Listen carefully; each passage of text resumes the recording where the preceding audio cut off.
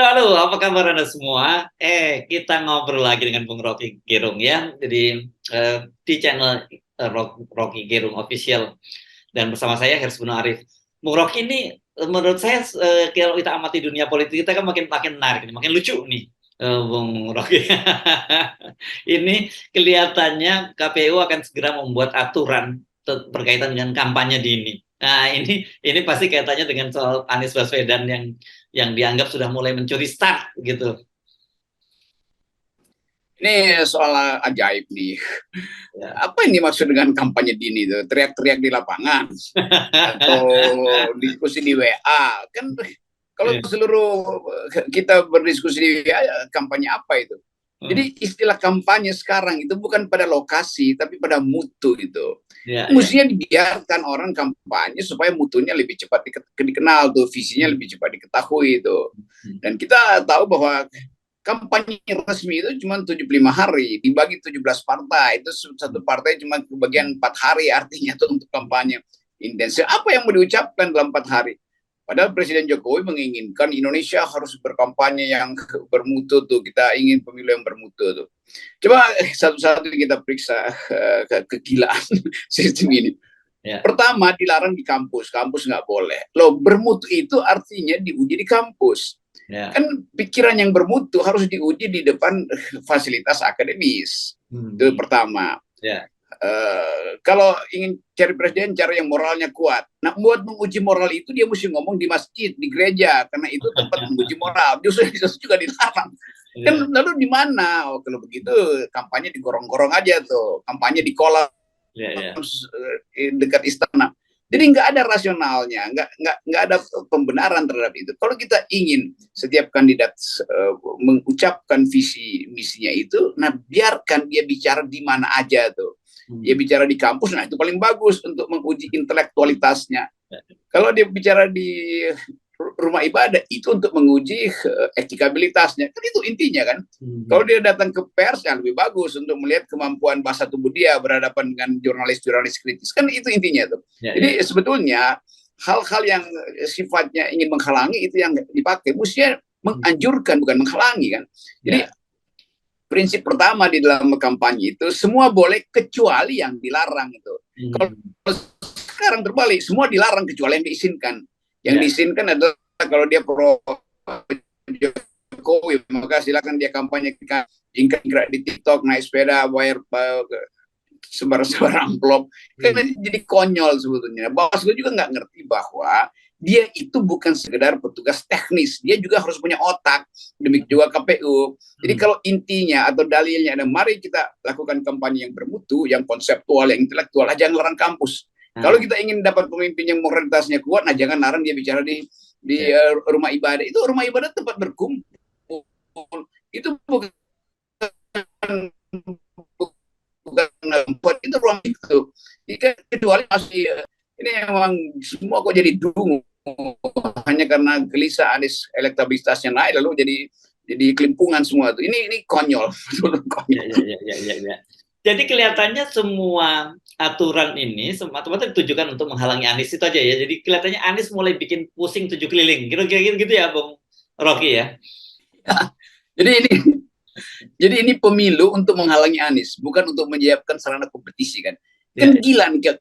Jadi terbaca KPU ini didrive oleh istana, demikian juga Bawaslu segala macam. Jadi udah dari awal kita tahu ini nggak bakal bermutu. Karena mestinya KPU bilang oke, Anies silahkan kampanye di universitas, misalnya Universitas Majaya itu.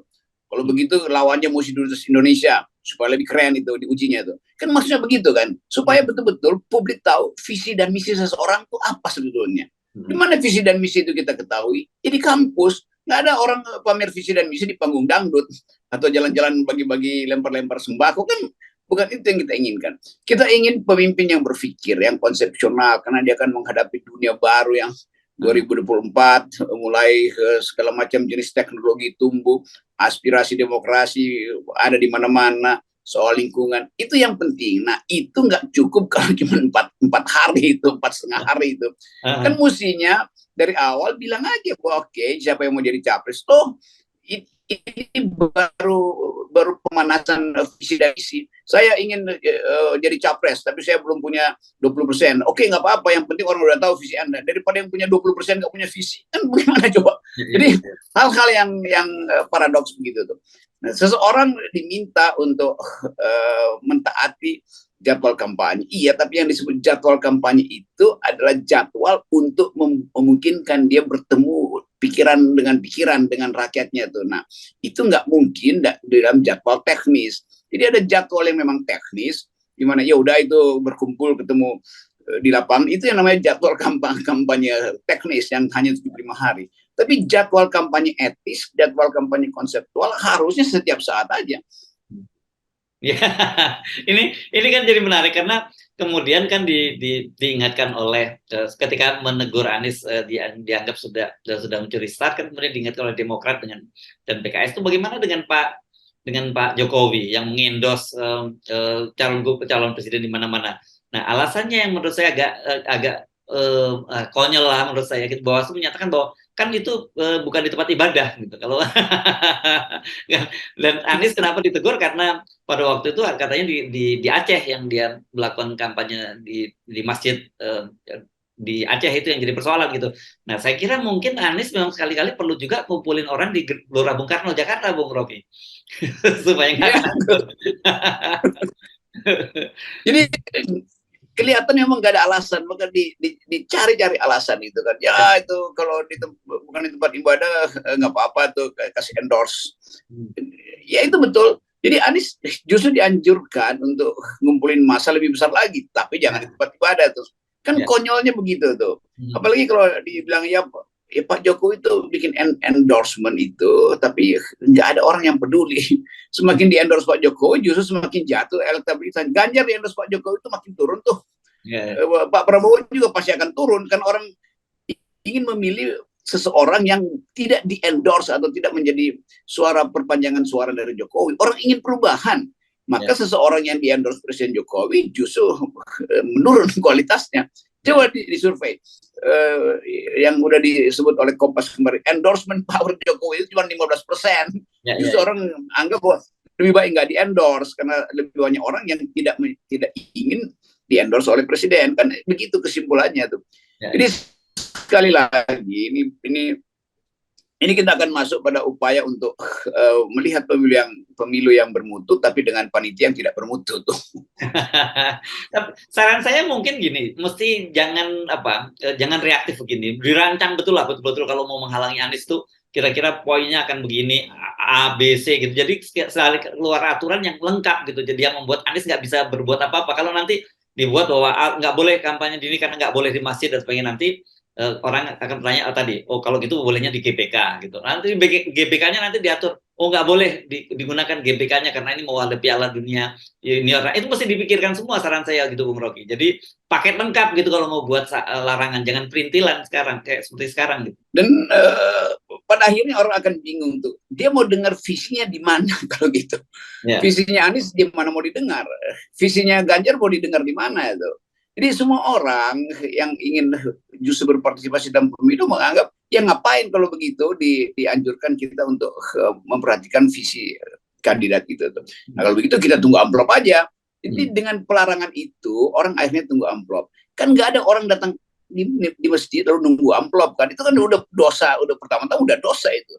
Nggak ada orang datang ke universitas untuk nunggu amplop, itu juga menandakan bahwa dia nggak paham tentang konsep-konsep akademis.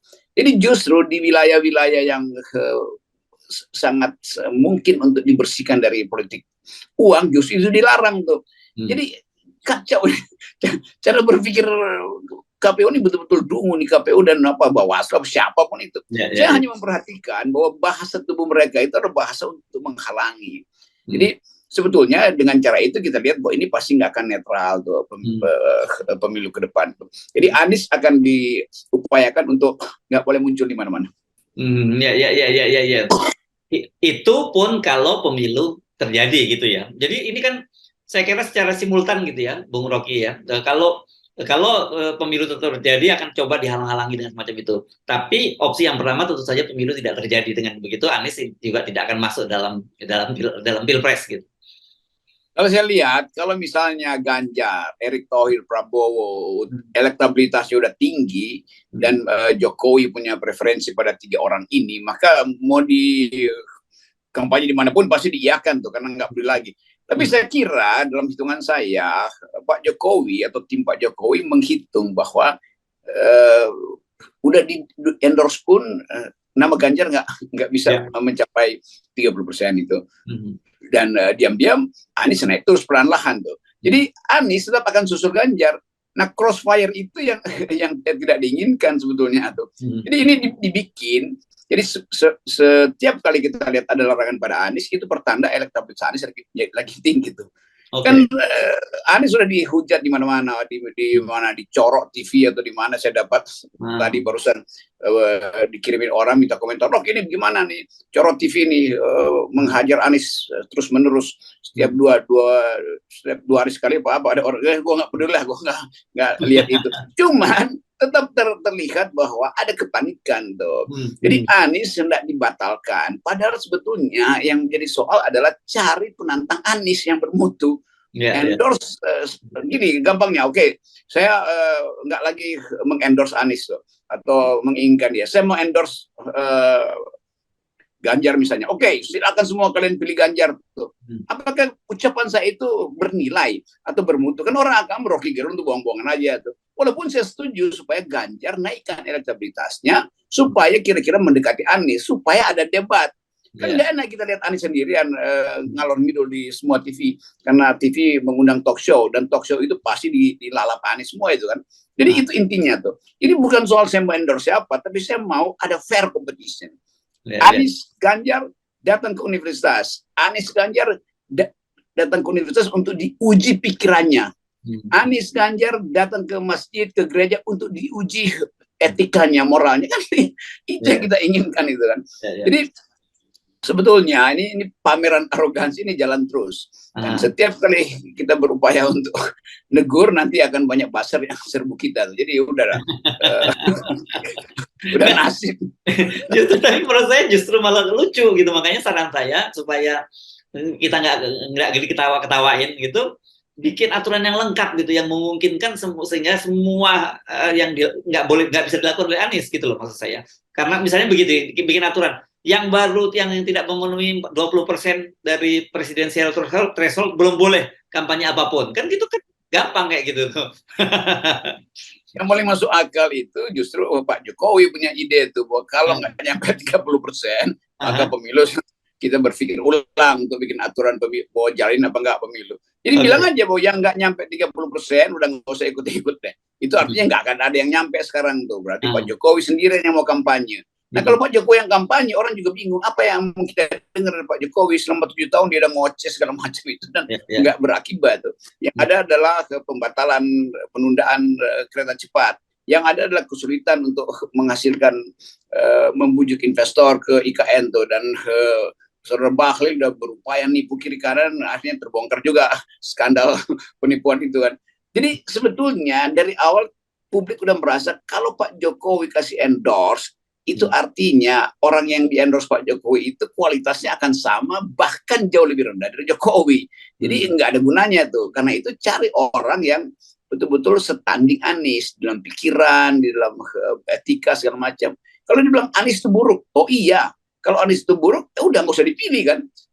Bukan dipilih dengan sendirinya. Anies ngoceh kemana-mana, kalau mentalnya buruk, dia pasti nggak terpilih. Jadi kenapa takut pada orang yang dipojokkan sebagai etika? Ya udah, biar dia nggak dipilih. Tapi halangi Anies justru menandakan bahwa Anies sebetulnya beretika tuh. Anies sebetulnya intelektual kan. Cuman itu cara melihat terbalik politik hari ini. Yes, oke. Jadi kalau nanti mulai Januari ini menurut saya menarik nih. Apa ya kira-kira yang akan dilakukan oleh Anies gitu? Kalau nanti mulai aturan pada bulan Januari itu kan terbit aturan bahwa tidak boleh dilakukan kampanye dini gitu. Tapi pertanyaan kemudian Anies bukan siapa-siapa, dia belum calon presiden. Ya itu inti dasarnya di situ tuh. Dan kalau seseorang datang misalnya terus menginginkan jadi presiden, kan sama juga statusnya kan. Memang karena public figure maka dianggap udah calon presiden, padahal jauh dari persyaratan itu, persyaratan koalisi, persyaratan 20%, macam-macam itu kan. Tetapi lebih penting lagi adalah memperhatikan gejala elektabilitas Anies yang naik terus, dan itu artinya akan diambil cara supaya membatalkan pemilu. Kan dari awal kita tahu bahwa upaya perpanjangan, upaya penundaan itu karena istana tidak punya calon, itu intinya tuh. Kalau istana punya calon, nggak ada yang ngomelin Anies, biarin aja. Toh kita udah punya calon yang betul-betul 2 kali lipat suaranya. Nah, sekarang terbalik jadinya tuh. Jadi kegugupan istana itu berakibat dia parno. Jadi, ya, ini seru. Jadi makin, menurut saya makin menarik ini. Semakin istana makin panik, ini semakin menarik gitu ya situasi politiknya. Ini komunikasi politik di sana juga dungu aja. Jadi melarang kan itu dari awal sinyalnya udah ini mau sliding tackle seseorang apa mau masukin gol sebetulnya kan. Kalau dia pinter ya masukin gol aja kan. Dengan begitu udah kita bilang oke, habis adu penalti itu. Adu penaltinya di mana tuh nanti di perpanjangan pemilu tuh. Tapi sekali lagi publik kalau saya pergi ke daerah orang menganggap ya udahlah mau apa dia diomongin sama Anies, pokoknya kayak Anies dilarang kampanye pun begitu dia misalnya Anies nggak pernah ikut kampanye, begitu dia di kotak suara ya udah dia yang dipilih tuh kan sama aja tuh, jadi nggak ada poin sebetulnya tuh. Tetapi kita mau supaya Anies datang dalam perdebatan, kan kita nggak ingin Anies menang tanpa perdebatan. Nah karena itu saya dorong supaya Ganjar bersiap-siap secara konseptual. Siapa lagi kalau Pak Prabowo kan mengerti psikologi Anies. Mungkin Pak Prabowo gampang lah Anies tuh, gua kenal dia tuh kan lebih fair buat Prabowo tuh. Tapi bagi gengnya Ganjar itu kan justru orang mau tahu tuh kalau ketemu di Universitas Indonesia bagaimana mereka berdua. Kalau ketemu di Gajah Mada bagaimana mereka berdua. Jadi itu yang orang ingin tahu. Padahal itu dilarang. Kalau ketemu di dalam ujian moralitas nanti ada aja masjid yang undang dengan tema agama dan lingkungan misalnya. Oh Ganjar pasti keteteran tuh, karena Ganjar masih ada problem dengan Wadas, masih ada problem dengan Kendeng, segala macam tuh. Anies ada problem dengan apa namanya Formula E segala macam. Ya nggak apa-apa, semua akan diminta tuh. Anies apa betul Anda korupsi di Formula E? Anies bisa jawab, ya apa enggak tuh. Ganjar apa betul Anda korupsi IKTP, ya dia bisa jawab, tinggal dilihat dia gugup apa enggak jawabnya kan itu intinya kan. Jadi soal-soal itu yang seharusnya diuji pada pemimpin hari ini, soal kebersihan moral dan soal intelektualitas. Dua-duanya hanya bisa dilakukan di tempat khusus. Moral diuji di tempat ibadah, intelektualitas diuji di kampus. Itu poin yang sangat simpel, nggak bisa dimengerti oleh penyelenggara pemilu. Oke. Mari kita kenikmati saja Bung Rocky semua. Betul, kalau kita nikmati supaya makin berantakan. Kan kita tesisnya makin berantakan makin bagus untuk perbaiki nanti. Kalau sekarang kan tambal sulam. Ya, dan mau perbaikinya itu dengan 0% ya, Bung Rocky. Nah, ini bulat ya. Ya. Oke, thank you.